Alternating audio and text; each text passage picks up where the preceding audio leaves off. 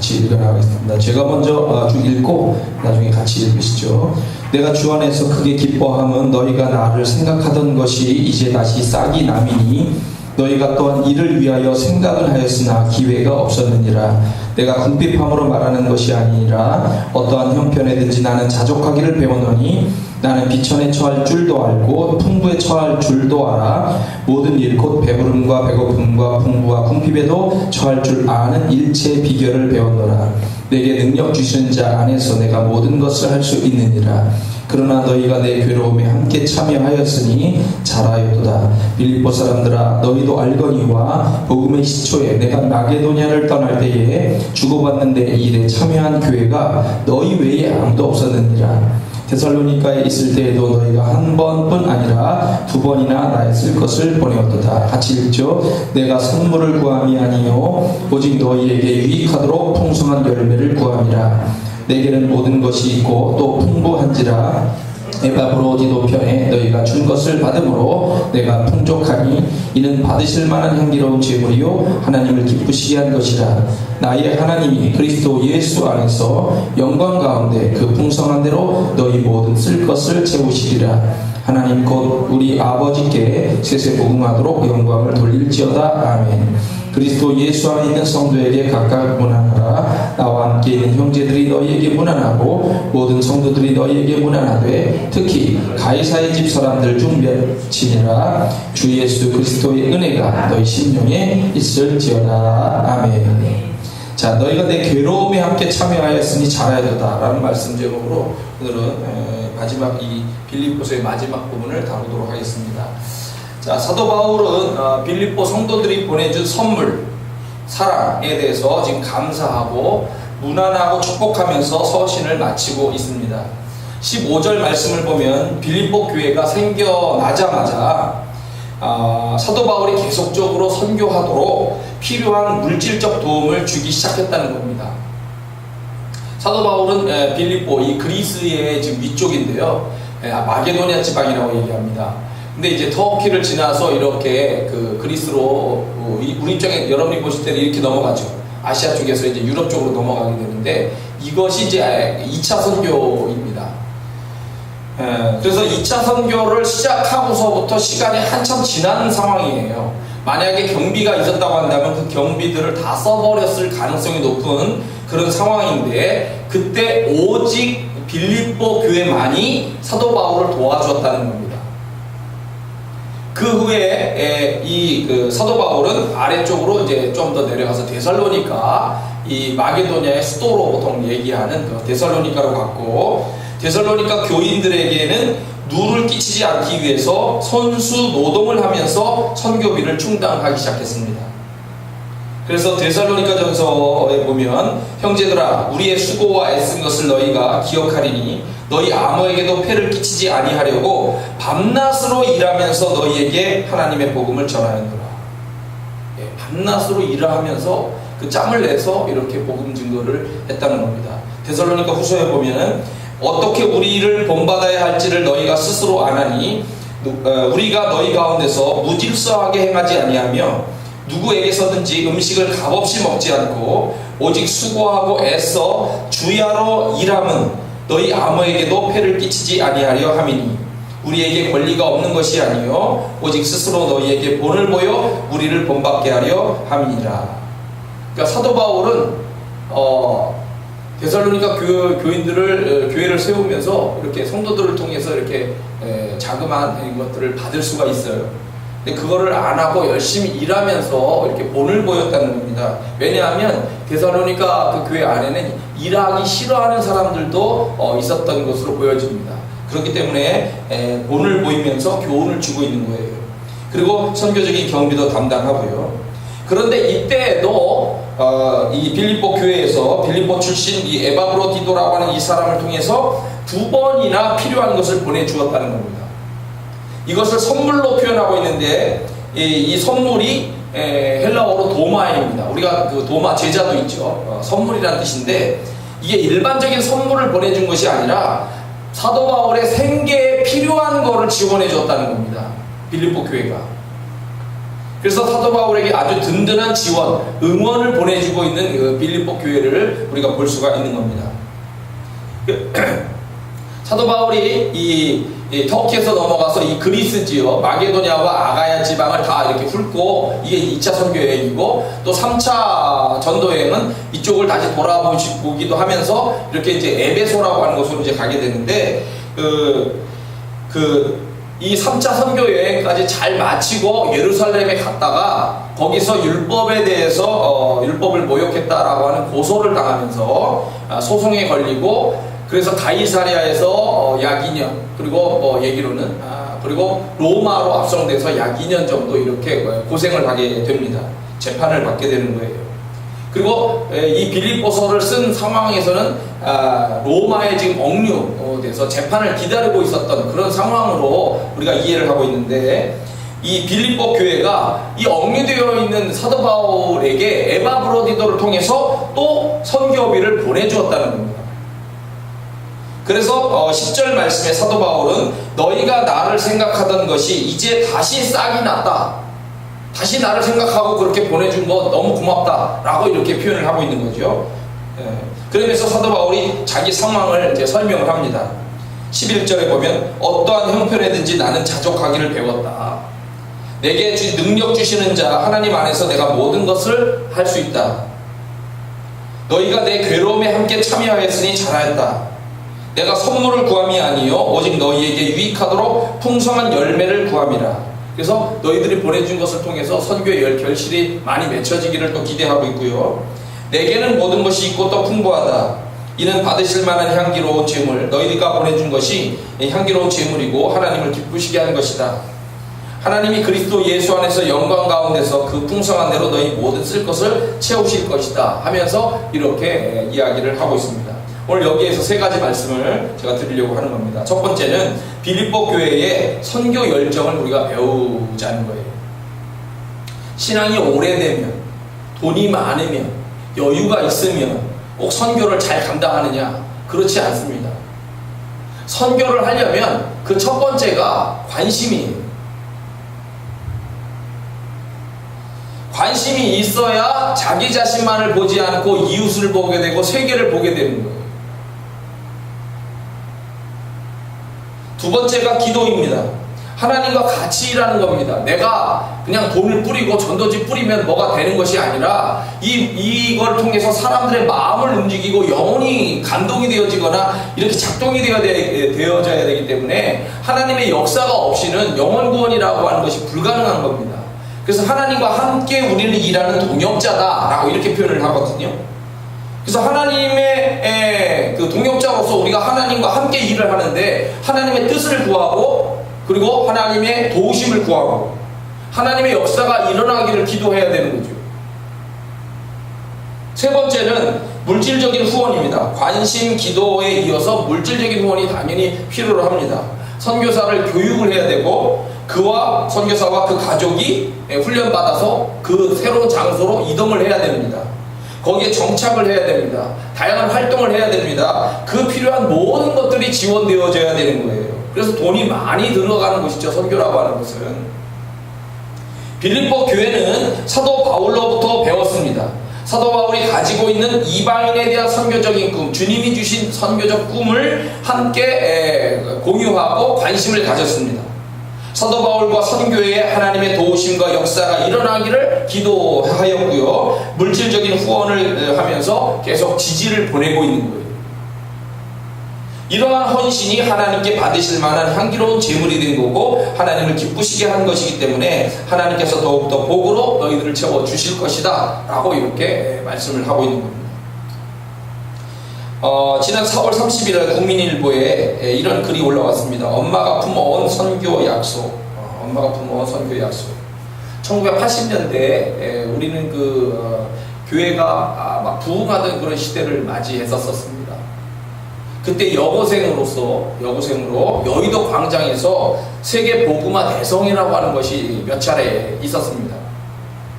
막 100만 명이 모여서 기도하고, 저도 거기 가본 적이 있습니다만,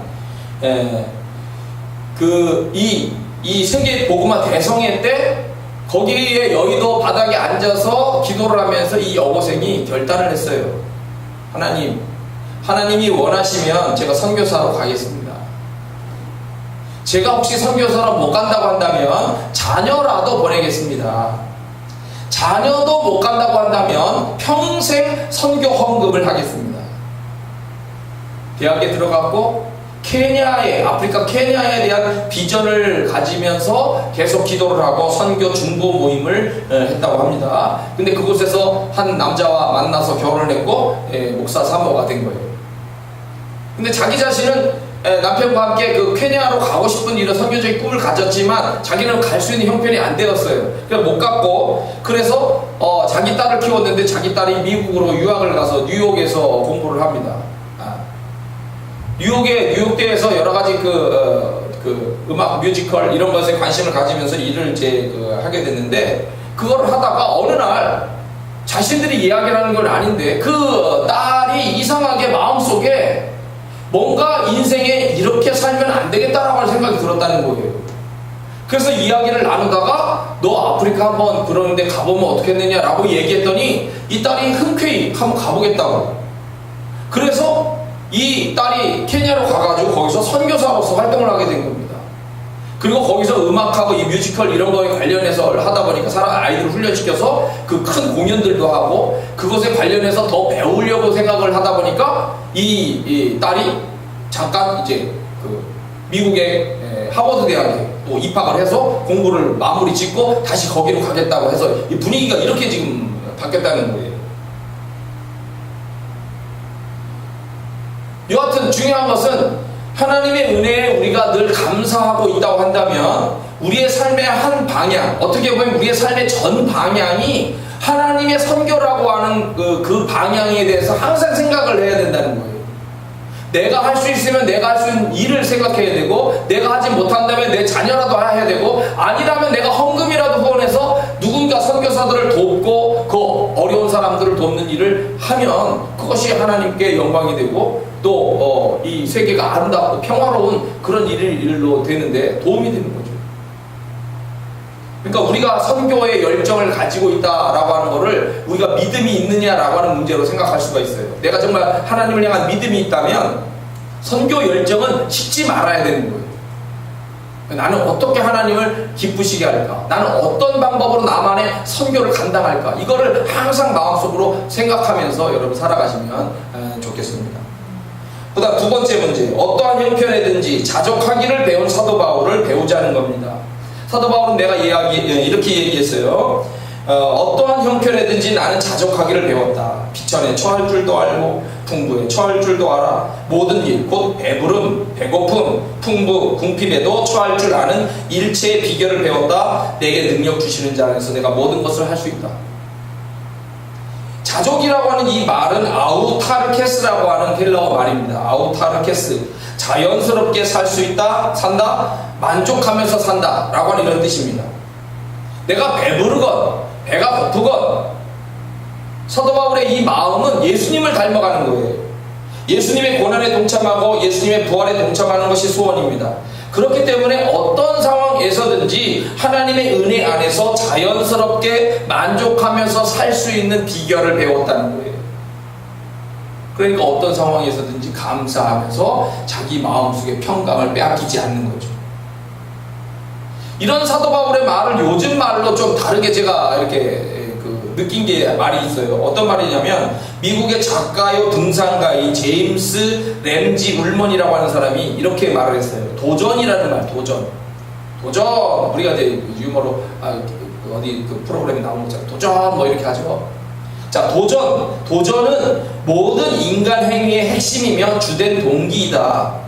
우리는 바다가 있으면 이를 건너고, 질병이 있으면 이를 치료하고, 잘못된 것이 있으면 이를 바로잡으며, 기록이 있으면 이를 깬다. 그리고 산이 있으면 이를 오른다.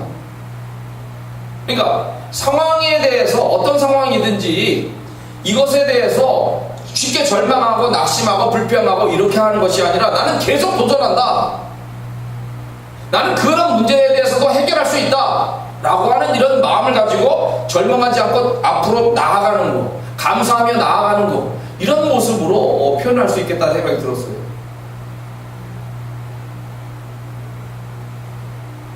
오래전에 한번 들었었던 적이 있었던 이 예화인데요.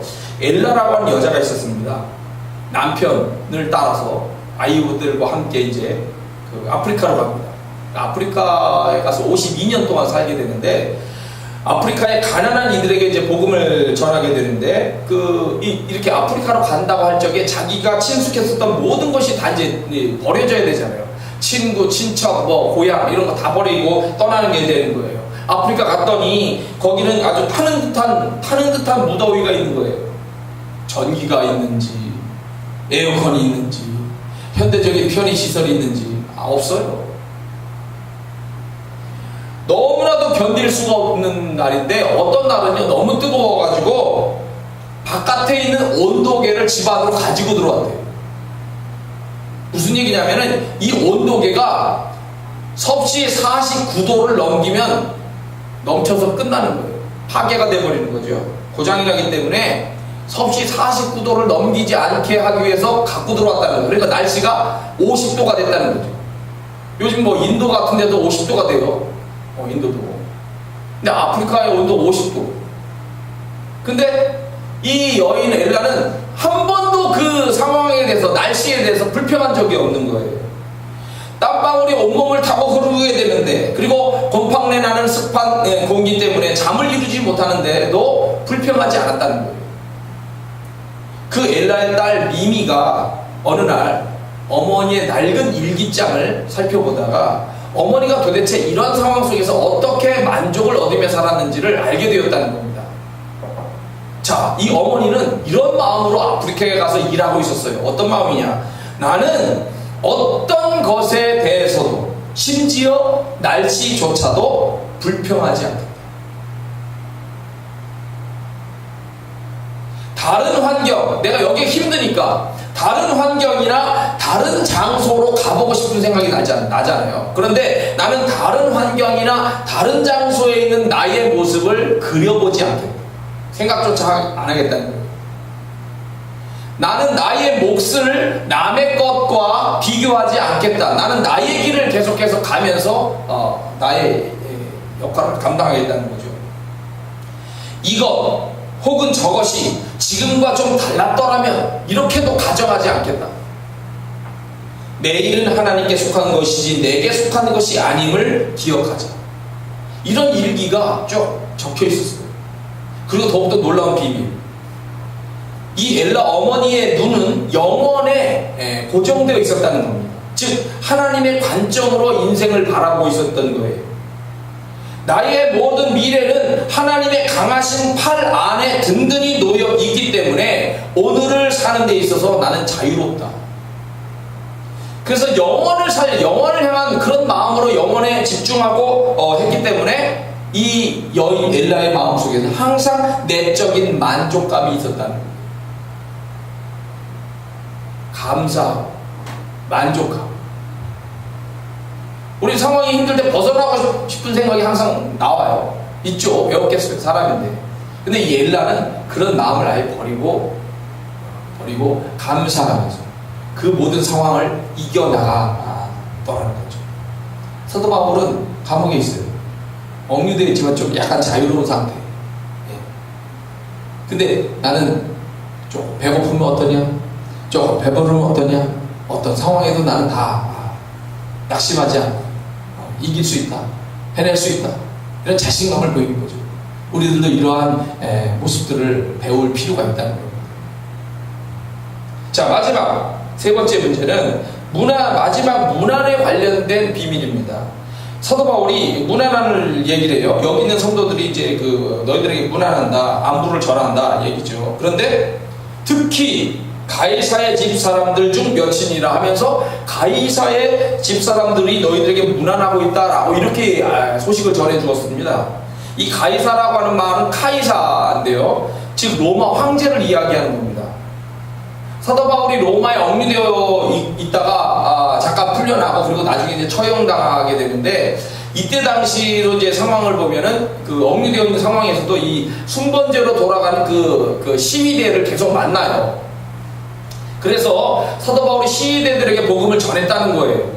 그리고 그의 영향력, 사도 바울의 영향력이 알려지면서 그 황제와 관련된 친족들의 그 사람들에게도 알려지면서 그들에게 직접적인 전도든 아니면 간접적인 전도든 그들이 찾아와서 사도 바울을 만나고 종교적인 영향을 받은 거죠. 그 당시에 황제가 누구냐? 기독교를 최초로 박해하기 시작했다라고 얘기하는 네로 황제로 판단이 되어집니다. 네로 황제. 그리고 네로 황제 때 결국 이제 순교를 당하는 것도 있는 건데요. 이 네로 황제가 나중에는 이제 그 시상이 떠오르지 않는다고 해서 로마시를 불태우죠. 그래서 뭐 3분의 1은 완전히 타고 3분의 1은 거의 타고. 예. 그래가지고 이 화재를 누가 일으켰느냐 해가지고 그 책임을 기독교인들한테 뒤집어 씌워가지고 기독교인들에 대한 박해가 시작되기 시작한 겁니다. 근데 여하튼 그런 일들이 본격적으로 일어나기 바로 전인 거예요. 바로 전쯤에 이 황제의 집안에 있는 사람들에게 복음이 들어가고 그들이 변화하기 시작했다라고 하는 놀라운 소식을 전해주고 있는 겁니다.